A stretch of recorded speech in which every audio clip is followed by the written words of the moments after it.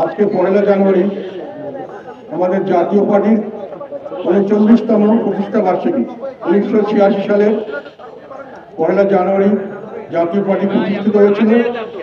আমাদের নেতা আলাদ হোসেন মোহাম্মদ এরশাদ উনি তখন চেয়ারম্যান হিসেবে নিযুক্ত হয়েছিলেন এবং মহাসচিব ছিলেন ডক্টর আব্দুল মতিন। সেখান থেকে আজকে 39 বছর হয়ে গেল আমরা জাতীয় পার্টি আছি। জাতীয় পার্টি আল্লাহর রহমতে জনগণের সেবায় যেমন ছিলাম আজকেও আছি, ভবিষ্যতে থাকবো।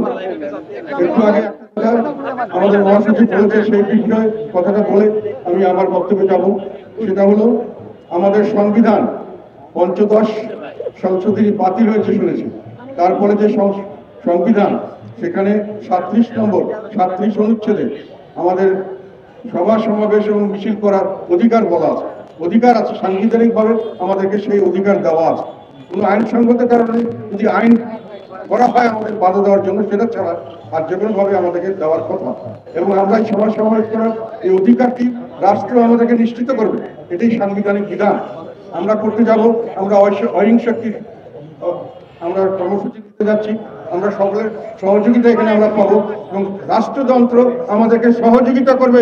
এটাই হলো আমাদের সংবিধানের নিয়ম এবং এটাই হলো সংবিধানের বিধান।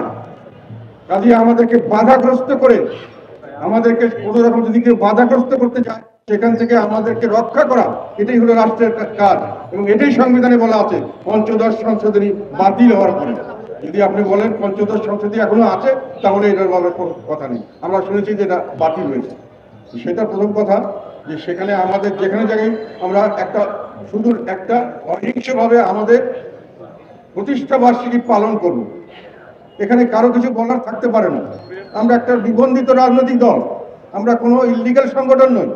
আমরা সবসময় 39 বছর থেকে সবসময় ছিলাম জনগণের পাশে, সবসময় জনগণের সঙ্গে ছিলাম এবং এখনো আছে এবং জনগণ আমাদের সঙ্গে আছে। আমাদের ভোট কম আছে তা নয়।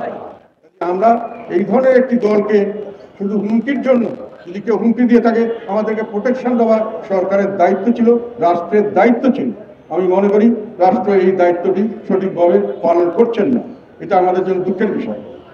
আমাদের জাতীয় পার্টির ইতিহাস, আমাদের ঐতিহ্য, এটা হলো আমাদের নেতা আলাদ হোসেন মোহাম্মদ এরশাদের 9 বছরের গণমুখী সংস্কার এবং উন্নয়নের রাজনীতি এবং পরবর্তীতে আমরা যে রাজনীতি করছি সেটাও আমাদের নেতা আলাদ হোসেন মোহাম্মদ এরশাদের স্বপ্নের নতুন বাংলাদেশ গড়ার রাজনীতি।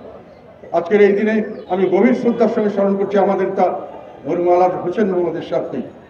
উনি জনগণের প্রয়োজনে, জনগণের প্রত্যাশা অনুযায়ী ক্ষমতা নিয়েছিলেন এবং জনগণের প্রত্যাশা অনুযায়ী উনি এবং তারপরে জনগণের প্রত্যাশা অনুযায়ী স্বেচ্ছায় পদত্যাগ করে চলে গেছেন।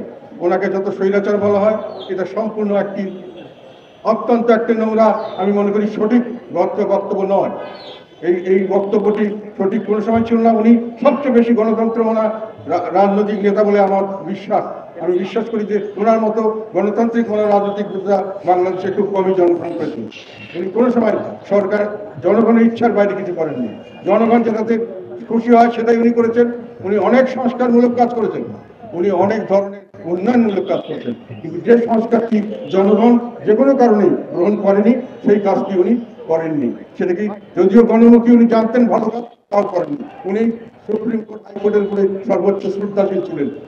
দলীয়করণ করেননি, চাঁদাবাজি, টেন্ডারবাজি, দলের কোনো রকম মানুষকে অত্যাচার অনাচার করা, অন্য কোনো মানুষের রাজনীতিতে বাধাগ্রস্ত করা, তাদেরকে বিভিন্নভাবে যন্ত্রণা করা, তাদেরকে বিভিন্নভাবে অত্যাচার করা, আমরা কোনোদিন জাতীয় পার্টির তরফ থেকে এটা করিনি।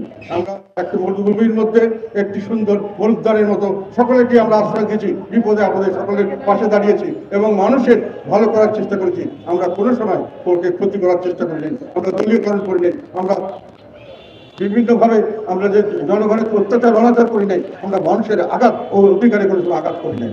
আমি শুধু দুটো কথা বলবো, এখানে এরশাদ সাহেবের অনেক ধরনের সংস্কার কর্মসূচি আছে, অনেক ধরনের উন্নয়ন কর্মসূচি আছে। আমার কাছে শুধু উন্নয়ন বলতে চাই না, দুটো জিনিস আমার কাছে মনে হয়েছে। একটি হলো ওনার সংস্কারের মধ্যে উপজেলা পদ্ধতি, এটি হলো সবচেয়ে সর্বশ্রেষ্ঠ সংস্কার একটি যদি ওনাকে পল্লী বন্ধু নামটা আখ্যায়িত করা যথাযথ হয়েছে বলে আমি বিশ্বাস করি। উনি এটার মাধ্যমে